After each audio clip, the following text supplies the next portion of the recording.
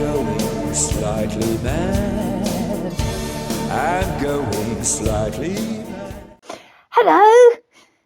How are you? Are we good? We're good. We're good. Yes. And have you checked out my book yet? You have another question about my book? Oh, okay. Okay. Good. Let's just put it aside. And you tell me about your question. You were interested in the chapter on character building. Yes, characters are really, really important for stories. That's why it's one of the early chapters. And you were wondering, alongside the other tools that I gave you, whether or not you could use your tarot cards to create characters. Because you collect tarot cards, don't you? Yes. Well, that's a very, very interesting question, Aloysius. And yes, you can use tarot cards as a writing tool. Now, we're going to talk about this because I'm also very fond of these, and I think that they have potential to be used. They're not actually a tool that I use, but if I was to use tarot cards myself to help create characters, well, this is what I would do. I would either take a card like this, and I would use it as perhaps the basis, much the same way that I talk about archetypes, because the court card, the major arcana in particular, are quite archetypical. So you have kings, you have queens, you have priestesses, but you also have some rather unusual things in the court, in the major arcana, which are things like the tower or the devil or death, all very interesting cards, but not exactly directly related to a character. However, you can use them as symbolic for their position in a story. You can use the artwork on your cards to help determine what you want to do with them. Okay, so all sorts of different cards have all sorts of different artworks, don't they? Yes.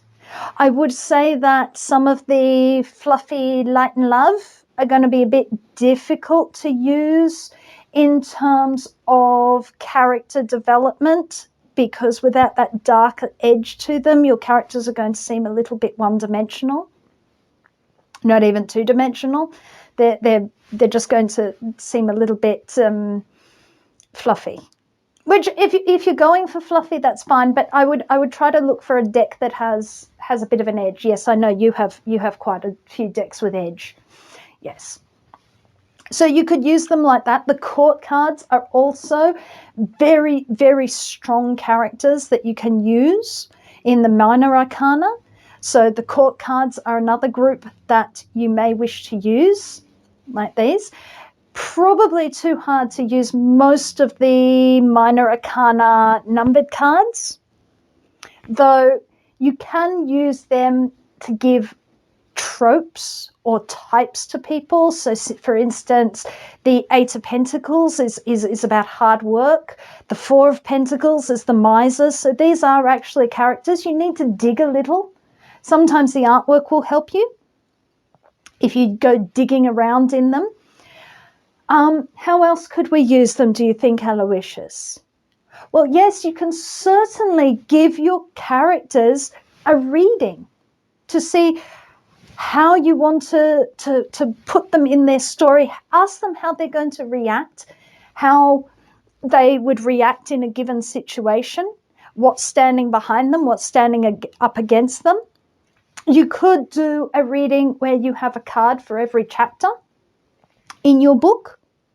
Now, don't get hung up, and this is really important, isn't it, Aloysius? Don't get hung up on the book meaning of the cards. Tarot is an intuitive tool. Now, if you get an intuitive hit, now last time we talked about tapping into creative energy using sacral energy. Well, that's what you're doing with this. You are bypassing the ego, you are bypassing the thought process, and you are tapping straight in to intuitive energy.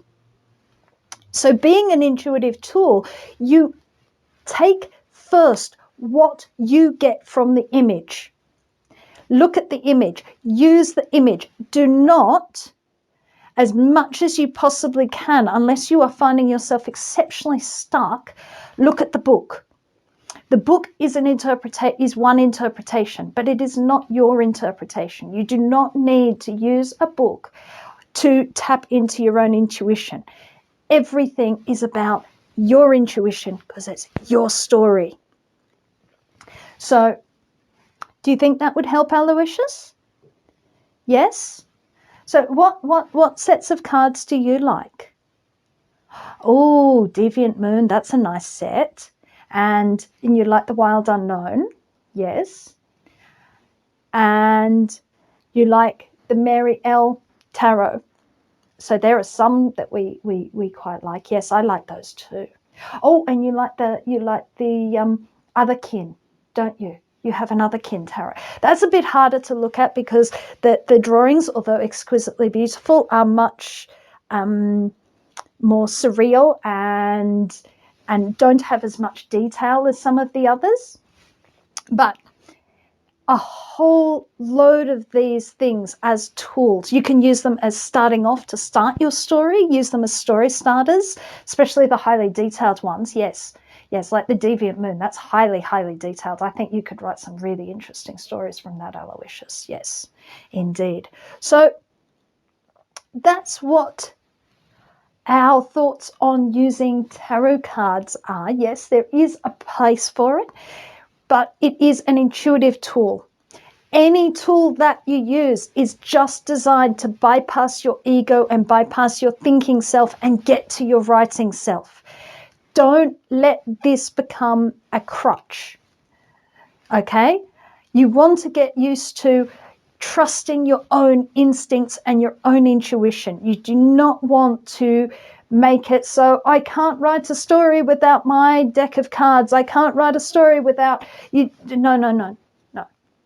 You want to use it as a tool. All these tools that you start out with as a beginning writer, you will slowly abandon, or you will pick up again, perhaps when you want to change in what you are doing. But it's not about this is the only way to do it. No, do not let yourself get stuck with that. It is not the only way to do it. It is a tool.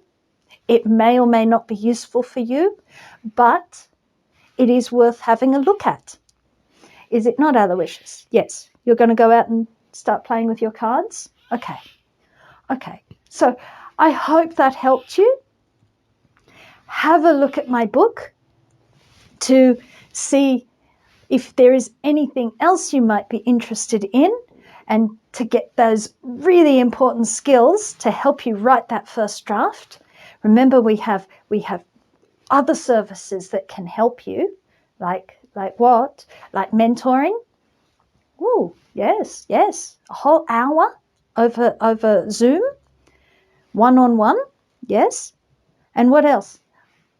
Have readers' reports. Yes, we have readers' reports.